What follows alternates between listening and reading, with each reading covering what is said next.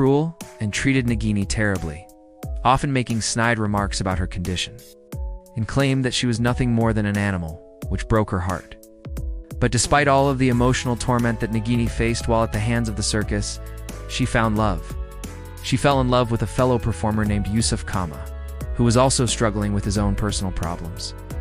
They grew close very quickly and decided to leave the circus together, only for tragedy to strike.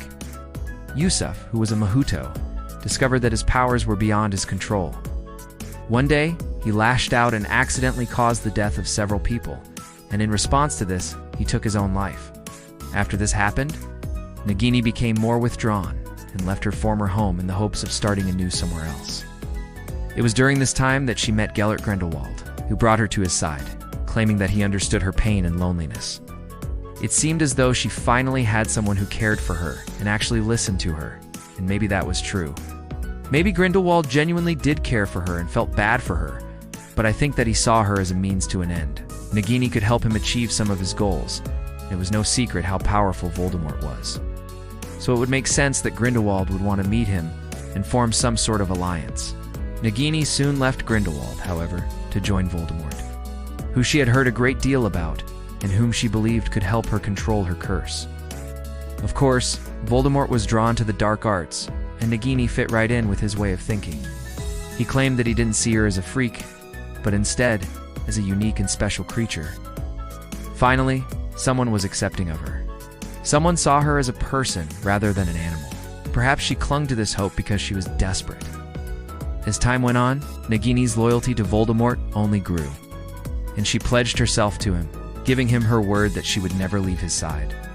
When Nagini gave Voldemort her word that she would never leave him, pains me to think that she likely didn't know that he was planning to betray her, using her as a means to achieve immortality.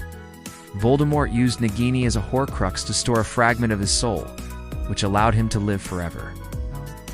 No matter how badly he might be injured or how close he might be to death, in exchange he offered her power, granting her abilities that she never had before, like the ability to speak.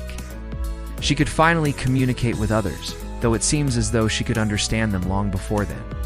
Voldemort gave her a place where she finally felt that she belonged, and she repaid him by giving him everything he wanted.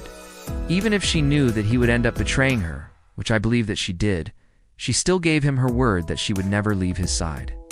Nagini was killed by Neville Longbottom during the Battle of Hogwarts, and her death was swift and painful. She didn't go out like a hero, and that may be disappointing to some fans. But I think that her death was simply a result of her decisions and actions throughout her life. She chose to follow Voldemort, and ultimately, that's what led to her demise. So what are your thoughts? Do you think that Nagini was a villain or a victim? I personally believe that she was a victim of circumstance, but let me know your thoughts below. If you enjoyed this video, please hit the like button, subscribe if you haven't already, and I'll see you in the next one. Thank you so much for watching. Take care. What's up, fellow nerds? It's me here. And today we're going to be talking about Nagini, Lord Voldemort's trusted Death Eater and his Horcrux. Specifically though, I want to talk about Nagini's origins, specifically as they've been depicted in the Fantastic Beasts franchise. Now, if you're a Harry Potter fan, then you already know that Nagini started off as a maledict woman named Nagini. Nagini was treated horribly by her master, a cruel and evil wizard named Benji Root. He forced her to perform for his show day in and day out. She was stuck there, that is, until Credence Barebone came along. During one of her performances, Credence came along and released fire drakes, allowing her to escape and run away with him. Their new friendship was unusual, and each was as confused as the other with regards to their place in the world. They were an uncanny pair, a mistreated maledictus that had been being held captive in Credence. A boy that knew nothing of his identity. In an effort to help Credence, the two partnered up, and they sought answers with regards to Credence's existence. Who were his biological parents? Where was his family? After an unfortunate run-in with one of Grindelwald's acolytes, Gunnar Grimson, Nagini and Credence found themselves on the top of a house near the Eiffel Tower, where they met Gellert Grindelwald himself. At this point in time, Grindelwald was quite familiar with Credence and began planting the seeds of manipulation. Knowing that the power of this impressionable but powerful young obscurus could be easily swayed and harnessed if he played his cards right. Though Nagini is seemingly quite evil in Harry Potter, She doesn't appear to be evil at all in Fantastic Beasts. In fact, she immediately recognized what Grindelwald was trying to do to Credence and tried her best to save him. After surviving Grindelwald's Paris rally and losing Credence, she eventually teams up with the good guys Newt Scamander, Tina Goldstein, Jacob, and others. I'm really interested to see how Nagini makes the transition from helpful, kind woman to evil snake. And there are a lot of dots that need to be connected in the next 3 Fantastic Beasts films. However, for now, let us just resume Nagini's story at the point at which she first encounters Lord Voldemort. Though we don't have an exact date, it's speculated that Nagini and Voldemort met in the forests of Albania sometime in the 1980s. At this point, Nagini would have likely fully assumed her snake-like form, and Voldemort would have been hiding in his disembodied state. What their initial interaction would have looked like is, "Hello everyone, it's me."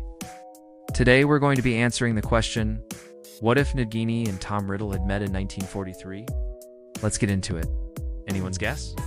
However, we do know a couple of things about Voldemort that would have helped him in interacting with a giant snake. First of all, Voldemort is the descendant of Salazar Slytherin.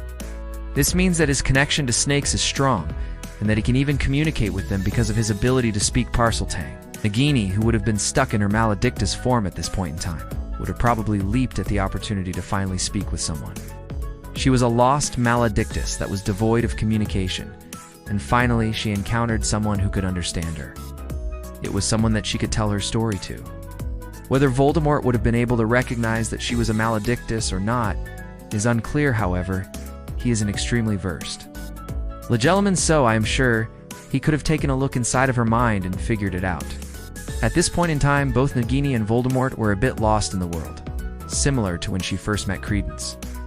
Nagini was stuck in a snake form, an entirely new identity, and was completely devoid of human interaction. She probably had no idea what her next move was going to be, and she must have been incredibly lonely. In Voldemort's case, he had just been recently defeated, and was likely also at a bit of a loss for what to do next. For this reason, I think that it is only natural that the two would pair and join up, each of them having something to offer the other.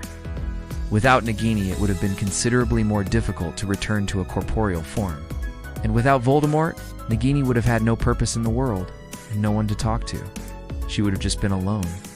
As we all know, Nagini went on to become one of Voldemort's most trusted allies. She became instrumental in Lord Voldemort's survival before he could be restored to his real body. And her venom was even used as an elixir that helped him to survive. It was one of the primary ingredients in a potion that he used to rebuild his strength. Nagini also helped Voldemort to commit numerous murders, and one murder in particular, the murder of Bertha Jorkins, sealed their bond more than ever.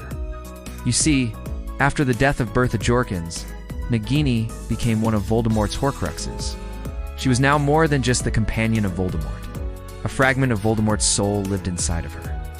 By this point in time, her previous shy and gentle nature was no more. She became a weapon for Lord Voldemort, the man to which she was completely loyal, because she was one of Voldemort's Horcruxes. She even shared a telepathic bond with him, and was able to communicate with him over vast distances. Despite Voldemort's evil nature, she thought very highly of him. And I think that she only became more and more like him as the years went by. It should also be mentioned that Voldemort thought very highly of Nagini, which can be said for a lot of people. In fact, Dumbledore had this to say of Voldemort's relationship with Nagini. I think he is perhaps as fond of her as he can be of anything. He certainly likes to keep her close, and has an unusual amount of control over her, even for a Parselmouth. The pair had a special bond, and their union allowed to lost souls to reignite their sense of purpose in the world. And that's it for this video. I hope you enjoyed it. Did I miss anything about Nagini's history? If so, let me know down in the comment section below. Until next time. You're a wizard, Ari?